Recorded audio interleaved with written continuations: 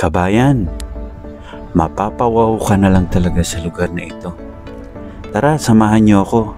Maglakad-lakad at silipin natin ang bansang. Alam niyo ba na ang tawag sa Shanghai ng mga lokal dito ay Hu? Ito ay pangunahing lungsod sa Silangang Asya at tinatawag nga silang Pearl of the Orient o Perlas ng Silangan.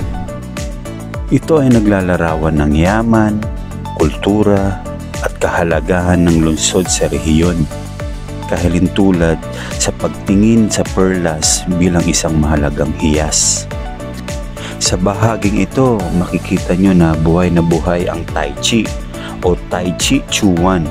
Ito ay isang traditional na Chinese martial arts na kilala sa mga mababagal na fluid na galaw na naglalayong mapanatili ang kalusugan at maayos na pagsasanay ng katawan. At habang naglalakad ako, nakita ko ang detalye ng bawat eskultura sa lansangan. Teka, nakaramdam ako ng gutom. Sino ba naman hindi magugutom sa mga nakita ko? Tara, silipin natin at mamili tayo kung anong kakainin ko. Tara!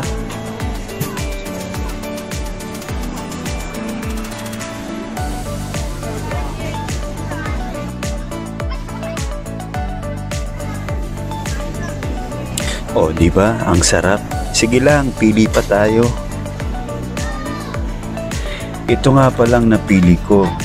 Ang tawag nila rito, nasi wagyu. Biro lang, hindi ko alam ang tawag dito. Pero masarap siya.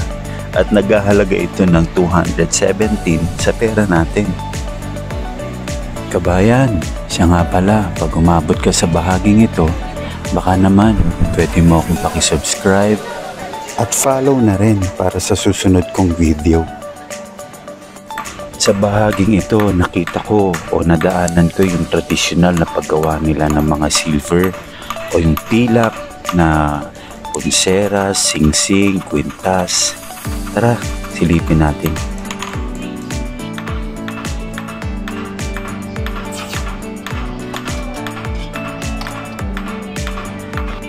Sa araw na to, araw to ng linggo, pero makikita nyo na ganun kabising lugar, kasaya. Parang hindi linggo. Kabayan, alam niyo ba ang pagkakaiba ng Beijing sa Shanghai? Ang Beijing ay nasa hilagang bahagi ng China at ito ang pambansang kabisera kung saan matatagpuan ang mga pangunahing institusyong pamamahalaan. Ang Shanghai naman ay matatagpuan sa silangang baybayin ng China at ito ang pangunahing sentro ng kalakalan ng pananalapi ng bansa. Ang Shanghai ay kilala sa moderno at mataas na antas ng pamumuhay. Kilala rin ang Shanghai sa kanyang malakas na ekonomiya, pangunahing sentro ng negosyo at international na kalakalan. Kaya naman makikita nyo sa paglakad-lakad ko ang modernisasyon dito. Sa Shanghai, karaniwang nagsasalita ng Wu Chinese, pero sa Beijing karaniwang nagsasalita ng Mandarin na siyang opisyal na wika ng China. Sa kabuuan, kahit parehong mahalagang lungsod, merong malinaw na pagkakaiba sa kanilang karakter, ekonomiya at kultura.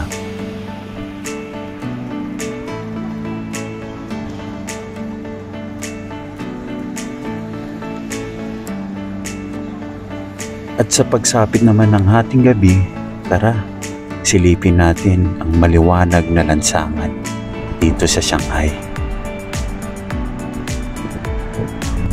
Ang nakikita niyo ngayon ay ang Shanghai Tower. May natatanging taas ito na 632 meters. Kilala ito sa kakaibang hugis spiral na disenyo at pagiging isa sa pinakamataas na gusali sa mundo. Binubuo ito ng 128 palapag na naglalaman ng opisina, hotel at iba pang pasilidad. Ito ay isang simbolo ng modernisasyon at ekonomikong pagsulong ng lungsod. At sa paglalakad ko, may nadaanan akong isang tindahan ng mga tsokolate. Lahat ng makikita nyo rito ay gawa sa tsokolate. Tara, silipin nyo.